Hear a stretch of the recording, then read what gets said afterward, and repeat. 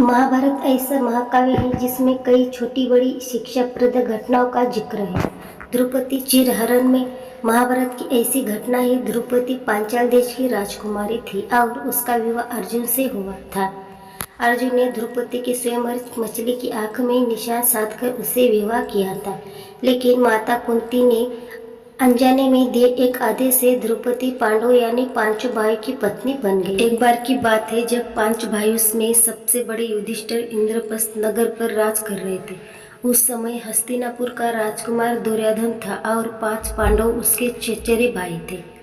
दुर्योधन करों में सबसे बड़ा था और अपने चचेरे भाइयों यानी पांडव से जलता था। दुर्योधन सबसे ज्यादा अपने चालक मामा शकुनी को मानता था। शकुनी ने दुर्योधन को सलाह दी कि वो पांडव को जुआ खेलने के लिए आमंत्रित करे। पांडव ने अपने भाई दुर्योधन का निमंत्रण स्वीकार कर लिया। उस सभा में भरतवंश के शासक धृतराष्ट्र, भीष्म पितामह द्रोणाचार्य और महात्मा विदुर जैसे महान लोग भी उपस्थित थे। शकुनी मामा ने छल कपट से पांडव को हराना शुरू किया।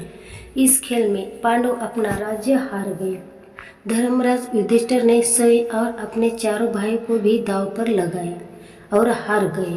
धर्मराज युधिष्ठिर ने स्वयं और अपने चारों भाइयों को भी दांव पर लगाया और हार गए। अंत में जब दांव पर लगाने के लिए उनके पास कुछ नहीं बचा तो उन्होंने अपनी पत्नी द्रौपदी को दांव पर लगा दिया।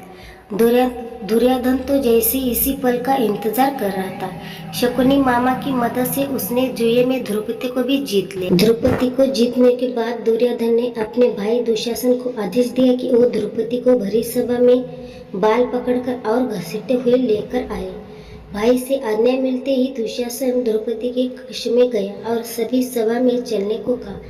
रानी द्रौपदी बहुत ही स्वाभिमानी और पतिव्रता स्त्री थी, इसलिए उन्होंने दुशासन के साथ चलने से मना कर दिया। दुशासन ने गुस्से में आकर द्रौपदी के बाल पकड़ लिए और उसे खींचते हुए भरी सभा में लाकर खड़ा कर दिया। दुर्योधन ने दुशासन को आज्ञा दी कि वो द्रौपदी को भरी सभा में निःशर्त कर दे। दुशासन ने जैसे ही द्रौपदी के वस्त्र को हाथ लगाया, द्रौपदी ने श्री कृष्ण को मदद के लिए पुकारा। श्री कृष्ण अपने भक्तों को कभी नाराज नहीं करते। कृष्ण ने जब द्रौपदी की करुण पुकार सुनी तो उन्हें द्रौपदी की साड़ी को बढ़ाना शुरू कर दिया। दुशासन द्रौपदी का चिर खींचता रहा, लेकिन वो जितना खींचता वस्त्र उतना बढ़ता जाता है। अंत में दुशासन थक हार गया, किंतु द्रौपदी का वस्त्र हर नहीं कर सका। ऐसा कहा जाता है कि महाभारत युद्ध की सबसे बड़ा कारण द्रौपदी चिरहरण ही था।